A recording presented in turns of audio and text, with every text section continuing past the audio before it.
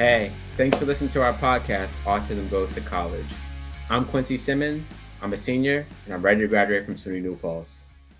I'm 22 years old, and I'm a multimedia storyteller and artist, majoring in journalism with minors in film and video and Black studies. I'm an aspiring filmmaker, poet, and podcast host, and I've interviewed a range of people, including experts, to explore neurodivergence with my guests. I've been a resident advisor in the dorms of SUNY New Paltz for 3 years, and I'm an active in several organizations, and we'll talk about that. I did consider a few colleges, choices among SUNY systems, CUNY systems, and HBCUs. Now, with just 2 months to go until graduation, we'll talk about my college experience, some hacks, and just in general about me. So I'm here with Catherine O'Brien, and the host of Autism Goes to College, and I'm going to hand it over to her. Hey everyone, I am so stoked to bring you this conversation with Quincy. And before we dive in, I wanted to say you are also a master of the podcasting medium. You have published several episodes of your podcast, Unmasked, which I love the name. I listened to your first Unmasking Neurodiversity episode. Your first guest is your mother. It's just like a beautifully intimate look into the mosaic diversity of neurodiversity. But how did you get started and get inspired to make that podcast?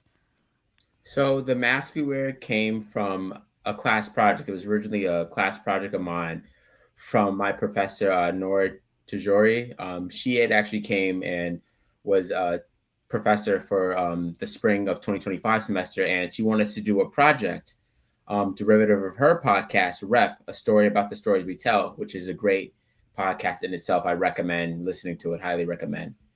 So she was like, you could do the podcast or writing or, video or journaling, whatnot, whatever medium you want. And I chose to do podcasts because at the time I was taking a podcasting class and I'd dibbled and dabbled in, audio production.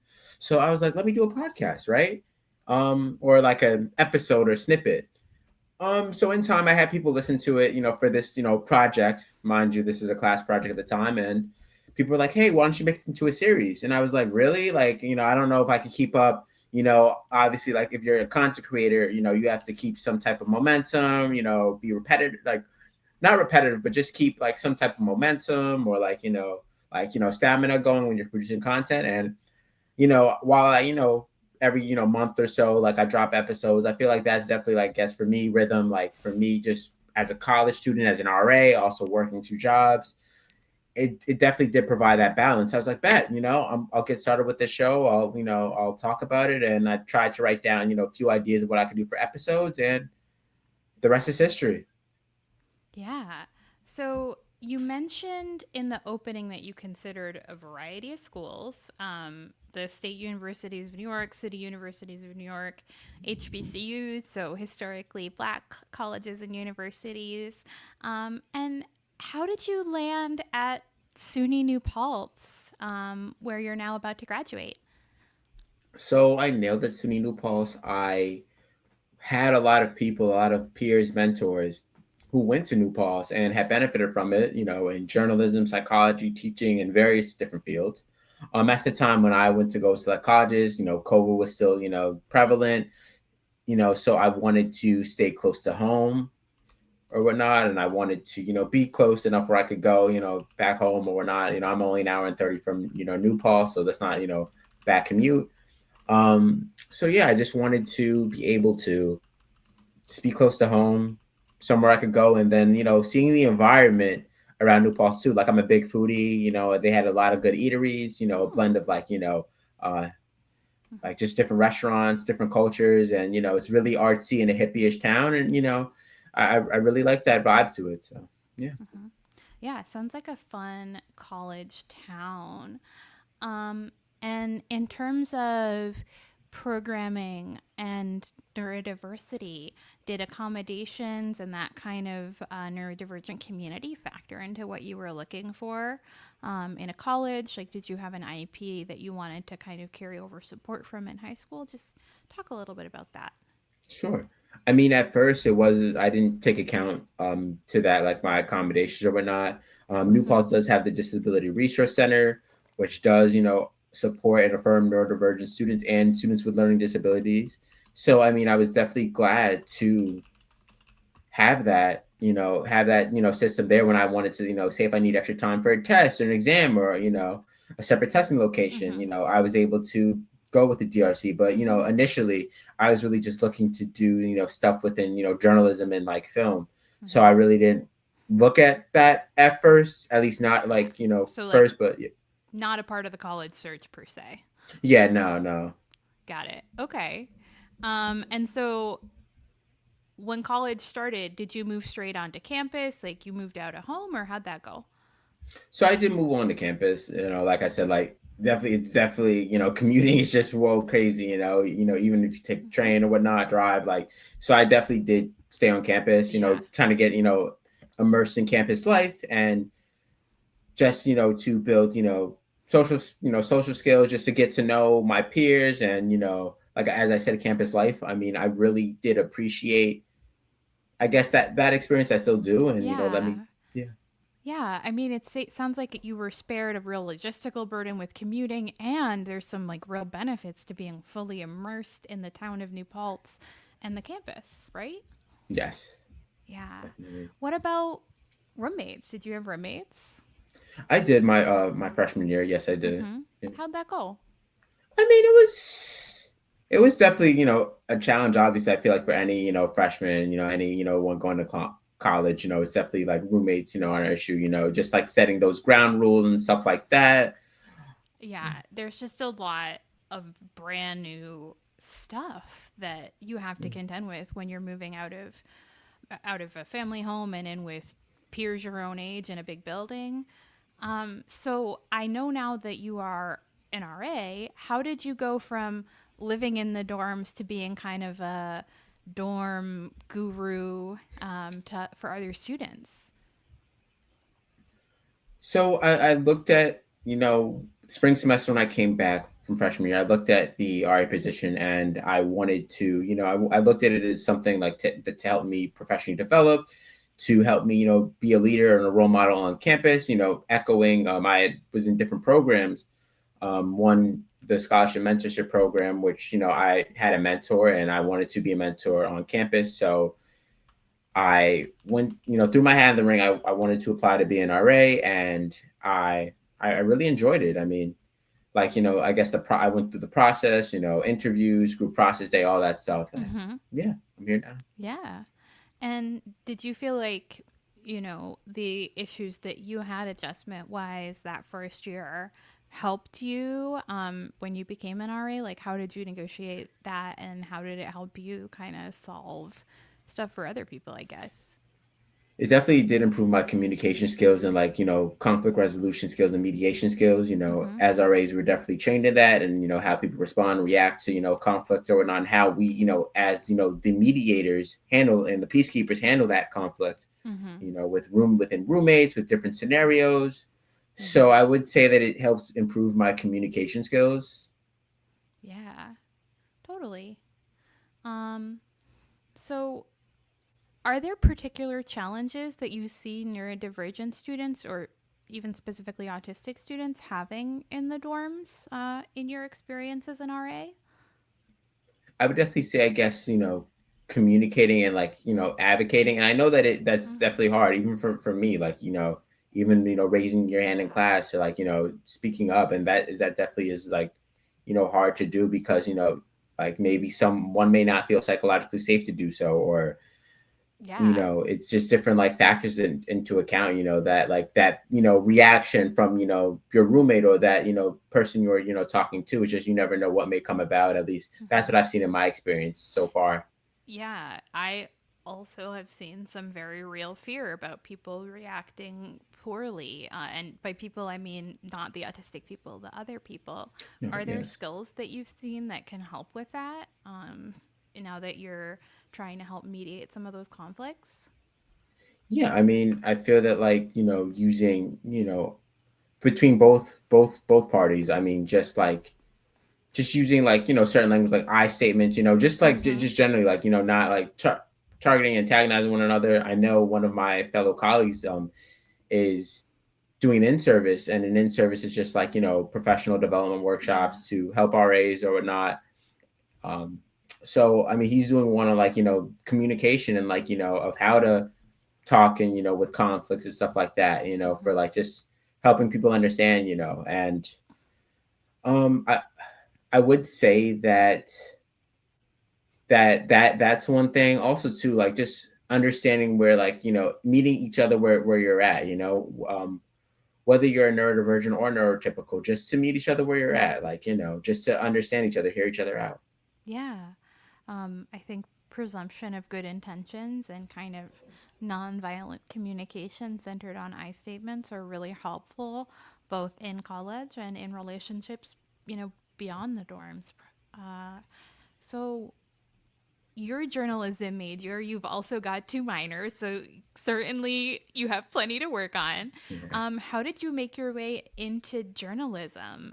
Was that something you applied to college, knowing you wanted to study? So originally, I wanted to go into college studying computer science, but Oh, math wasn't mathing. I really yeah. wasn't the best like math student or like physics. It really whoa. Yeah. Some of those Yeah. required courses are really technical. Yeah, so I really didn't do the best at that, but I've always had a strong sense and passion for writing. I've always loved to write poetry, short stories, stuff like that. So I wanted to do journalism, and also too, I wanted to also do film and video because I love like telling stories through like visually, and Mm-hmm. I feel like film is a very powerful medium, that makes people laugh, that makes people think, Yeah. it's a very powerful It medium. it moves people and it changes the culture in my experience. Exactly. Yeah. So I took that into account and I was like, hey, I want to enroll in here and use those like my, my creative and artistic skills. So Yeah, yeah, absolutely. What have some of your favorite courses been, either in journalism or, outside in your minors? sure. I mean, I would say rap and spoken word, digital storytelling, audio production, Mm-hmm. TV studio production, media Yeah. ethics.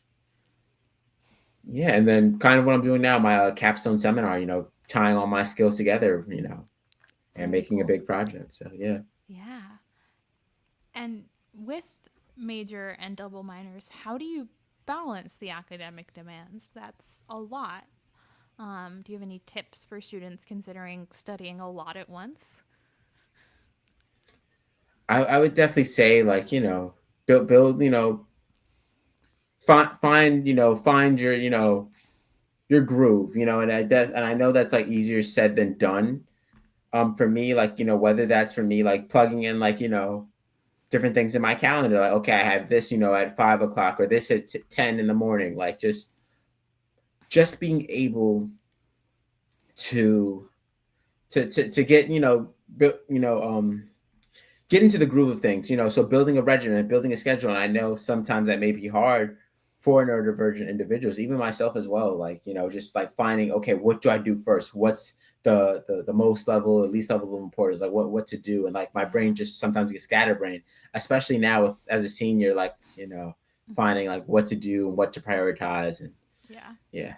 I always did use the four-part prioritization matrix based on importance and soonness of the deadline, and you focus on the stuff that's both important and then due very soon.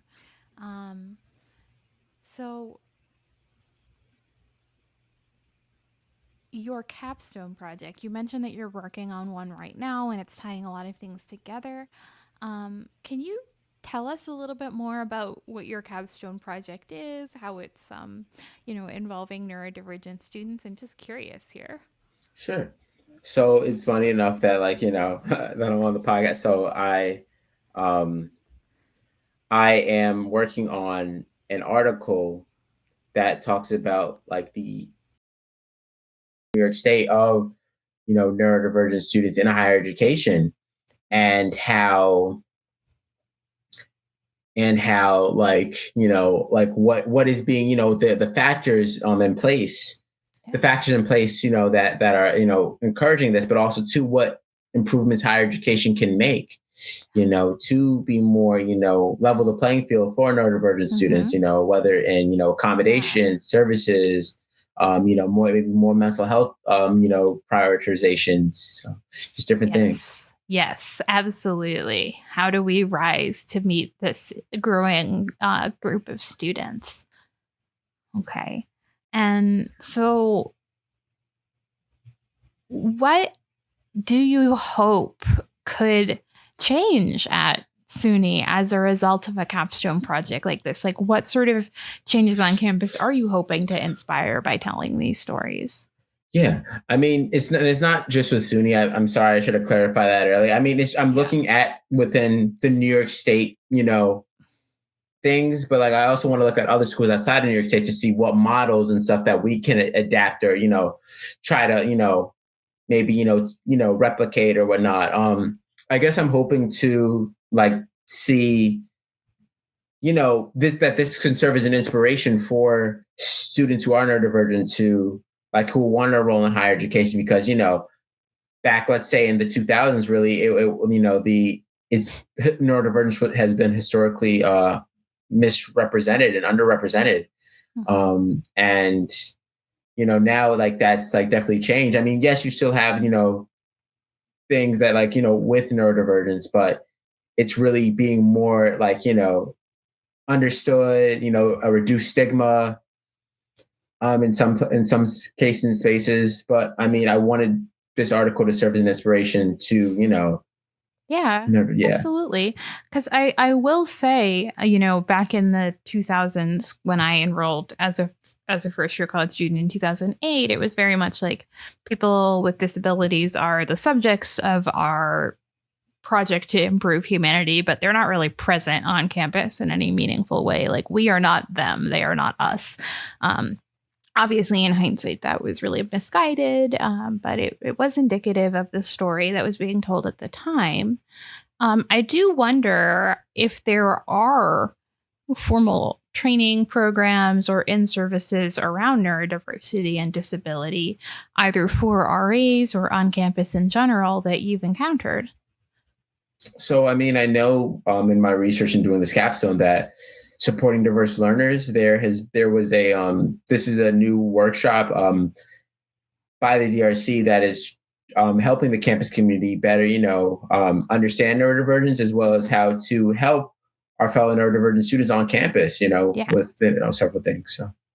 That's great. Because I did some activity like that around LGBTQ plus and trans inclusion on campus, and it's good to hear that similar efforts are being made around neurodivergence. Um, how has your neurodivergence been an asset in your work as an RA or as a student journalist? I feel like it's allowed me to tap into different communities, understand, Mm-hmm. that my experience is shared with other experiences, maybe not similar or not, but the commonality in stories, Mm-hmm. right? Yeah. To that it's that I look at it as a strength. I look at it Mhm. as something that's always been a part of me, and I'm proud of it. Mm. So yeah. Yeah. Um, you're also very active on campus, including the Scholars Mentorship Program. You were mentored and now you are mentoring. So, just talk to us about the role that mentorship has played for you as a student. I mean, I would say that for me, it's allowed me to give back to students, but as well as to build relationships, to see like, okay, like the similarities, like the mentees that I Mhm. was tasked with, they had the same majors as me, journalism, digital media, so right up my alley, Yeah. and I was able to foster connection with them, and yeah. Yeah. No, I also was in a mentorship program here for my PhD. And there's all sorts of great things about mentorship. I had a mentor that was in the field of education, and, it really helped. That structured social support early on really helped. I wish that I had had the capacity to become a mentor like you, actually. You also are publishing your writing. I hear that you write everything from nonfiction to poetry, and you also write critical reviews on campus. How did you get involved with all of your very diverse achievements? So I joined the Fahari Libertad, which is a literary magazine on our campus that chronicles the stories of underrepresented and marginalized students. And I had actually, we base our magazine on a theme. So some themes like we're on the body, we're on like hidden truths, stuff like that. So I wanted to kind of pour my work into that, but also into, kind of, not fitting within those themes, but kind of just expanding and like talking about different, like, music albums and reviews, food reviews and stuff like that, trying to give variety to my work, but also too, in like the other work not associated with Fahari, just like my poetry, just some articles that I've done, from classes, in my free time and stuff like that. Yeah, absolutely. So just representing sort of the multiplicity of what you value and what interests you and what you want to give to the world. And you also are working, I believe, not one but two jobs. Yeah. So on campus, I work. I'm an SRA, so I sit office hours, and I also work at the gym where I'm, I'm a front desk worker, and like I also work in the curves, of the gym where like, we have the different weight rooms and cardio rooms and stuff like that. Yeah. So yeah. I mean, I mean this with complete sincerity. Is there anything you don't do? Like, are there things that you had to be like, I don't have time for this? Or because it really feels like you've done so much. Like, wow. Yeah. I mean, right now, like I really have been really focused on a lot of independent projects, like my podcast. I'm trying to do a men's circle with some friends, for the end of the semester. Yeah. So I'm just trying to focus my energy towards independent projects where I've had to drop a few clubs or whatnot, and just really focus my energy on, trying to finish out senior year strong and developing your personal deep work rather than giving time to different organizations that might not need you makes a lot of sense. So I'm assuming graduation is very soon, sometime this spring. College dates vary, but what are you looking forward to? Are you career hunting, thinking about grad school? What's next? For me, I definitely am thinking about grad school. I am thinking about grad school. I'm thinking about like maybe, taking a breather, thinking about maybe working. Highly recommend time off. Yeah. I mean, it's a great way to get perspective. Yeah, because, and I know a lot of people say, oh, well, you should just go straight into it. And that works for some people. I know like, I don't say that. Sorry. Yeah. Oh, no. I know, like I said, it varies. Some people say, go do it when you go right back in. Cause I guess like for some, it is hard. Like, okay, I took this break off and now I got to go back to school. But for me, I feel like I'm the type of person, like I'll lock in, like I know I want to do something, I'll do it. So I just feel like for me, just taking a break and like, using that time, like to, work, I have back in my summer job, like just, do that, what I did in the summer and, continue to do that through the rest of the months. And for me, like just working on independent projects and really, really getting more into filmmaking. At least that's what I want to do coming out of, post-graduation, post-college at least, or post-undergrad, working on, some, filmmaking, some shorts or whatnot. So, yeah. Yeah. Do you want to land in New York City? It sounds like with your arts and culture interests, that would probably be a really cool spot. I mean, it would. I mean, I'm close to it. I mean, at least, I'm from Westchester, so that's really not far from, the city. So, yeah. Awesome. Do you know what types of graduate programs? Are you thinking like fine arts programs in cinema or something different, like a journalism? So, I mean, I definitely do want to keep that writing with me.